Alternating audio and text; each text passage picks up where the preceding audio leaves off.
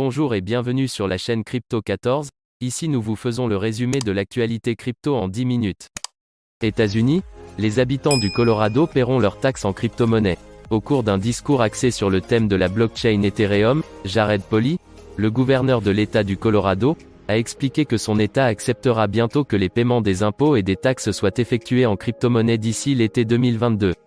Pour les utilisateurs d'actifs numériques, c'est une bonne nouvelle et aussi un grand pas pour la pleine acceptation de ces actifs dans le système financier. Simplifier les transactions avec les crypto-monnaies. Monsieur Polis a été très explicite dans son discours à Denver.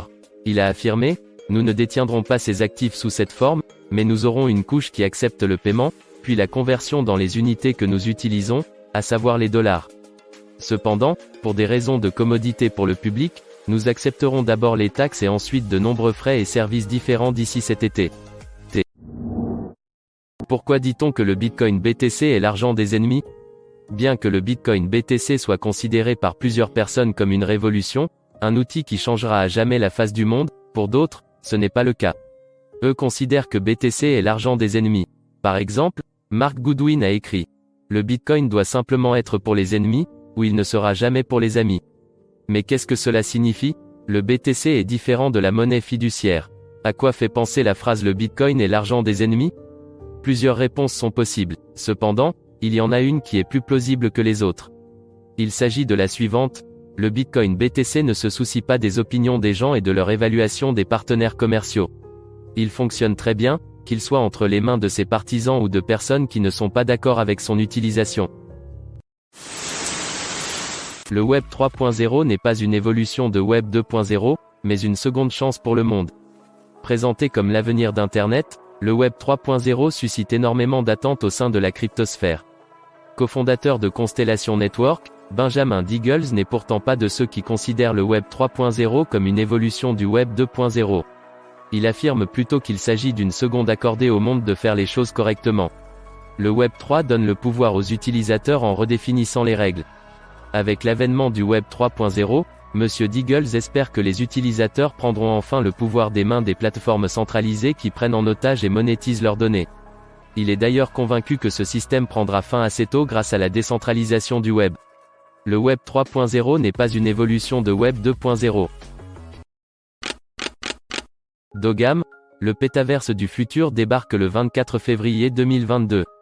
Parmi les nombreux nouveaux termes liés à l'expansion du Web 3.0 et du métaverse, la notion de pétaverse reste une des plus surprenantes. Le pétaverse est donc la fusion du métaverse et des pets, dans le cas de Dogam, des chiens en réalité augmentée. À l'occasion du premier mint le 24 février des premiers Dogs, Cointribune a eu la chance de s'entretenir avec Bilal El Alami, CTO et cofondateur de Dogam.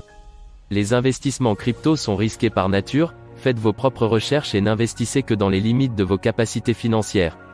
Cet article ne constitue pas une incitation à l'investissement. Tout d'abord, qu'est-ce que Dogam? Le sujet a été brièvement abordé par la rédaction de Cointribune lors de l'extraordinaire levée de fonds de 6 millions d'euros en décembre dernier. Nous allons donc essayer d'entrer dans les détails et parler des futurs projets dans cet article. Metaverse, AXA y fait son entrée par le biais de The Sandbox Sand. Il ne se passe plus une journée sans que l'on ne nous informe de l'arrivée d'une grande entreprise dans le métaverse. La semaine dernière, la compagnie d'assurance AXA France a annoncé son entrée dans le monde virtuel. Et ce, à l'issue d'un achat d'une parcelle de terrain dans The Sandbox. Un achat de terrain sur The Sandbox. Très récemment, les presses ont fait l'écho de plusieurs entrées dans le métaverse. L'on nous a soufflé le nom du groupe Casino, qui a choisi The Sandbox, ou encore la banque américaine JP Morgan, qui a jeté l'encre dans Decentraland. Pas plus tard que le 18 février, AXA France a réalisé un communiqué de presse annonçant l'achat d'une parcelle de terrain virtuel dans The Sandbox, histoire de devenir pionnier dans ce monde en tant qu'acteur français du secteur bancaire et de l'assurance. Binance Labs, participer à la saison 4 du programme d'incubation pour les projets du Web 3.0. Exchange de crypto-monnaie le plus important du monde, Binance souhaite également disposer de la même influence dans le Web 3.0. Il a donc mis en place un programme d'incubation pour dénicher les futurs projets qui domineront cet espace. La 4e saison de cette initiative qui est financée par Binance Labs, sa branche Capital Risk, se déroulera au second trimestre 2022. Plus de détails dans la suite. Offrir aux jeunes startups un accès privilégié au financement et au réseau de Binance Labs. Le programme d'incubation de Binance est destiné aux jeunes startups de blockchain qui portent des projets susceptibles de favoriser l'adoption de la crypto-monnaie à l'échelle mondiale. Ces dernières bénéficieront d'un tutorat avancé et d'un accès privilégié au financement et au réseau de Binance Labs. Ripple versus SEC, deux mémos juridiques de 2012 pourraient faire grimper le prix du XRP. Ripple est à quelques pas d'une sortie victorieuse du procès l'opposant à la SEC. En effet, l'entreprise a annoncé l'existence de deux mémos juridiques datant de 2012 qui, après décèlement, prouveront que le XRP n'est pas un titre non enregistré. Une exonération des défendeurs de l'affaire en perspective. Quelle est l'importance de ce document? Cette semaine, les échanges de coûts juridiques entre Ripple et la Securities and Exchange Commission des États-Unis étaient à leur plus haut point. Et pourtant, quelque chose de nouveau est sur le point de conclure l'affaire. Le fait de ne pas être au courant que le XRP pouvait être classé comme une valeur immobilière fait partie des principaux arguments avancés par la défense de Ripple Labs Inc. Or, en 2012, Chris Lars, cofondateur et président exécutif de cette société blockchain, a réalisé une demande d'avis juridique concernant la devise XRP. Le métaverse est déjà fonctionnel et il fait peur. On a généralement tendance à croire que le métaverse est quelque chose qui est sur le point d'arriver. Cependant, cette conception est erronée. En réalité, contrairement à ce qui se dit, le métaverse existe déjà et il a de réels impacts sur le quotidien des personnes qui s'en servent.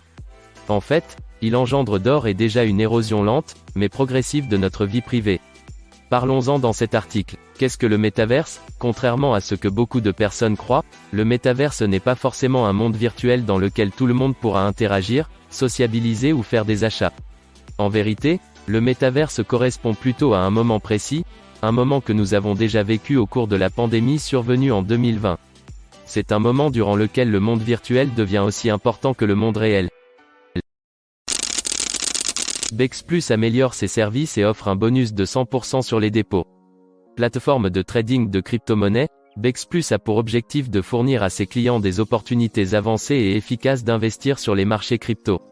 À cet effet, elle vient d'optimiser ses fonctionnalités et propose désormais aux traders de nouveaux avantages.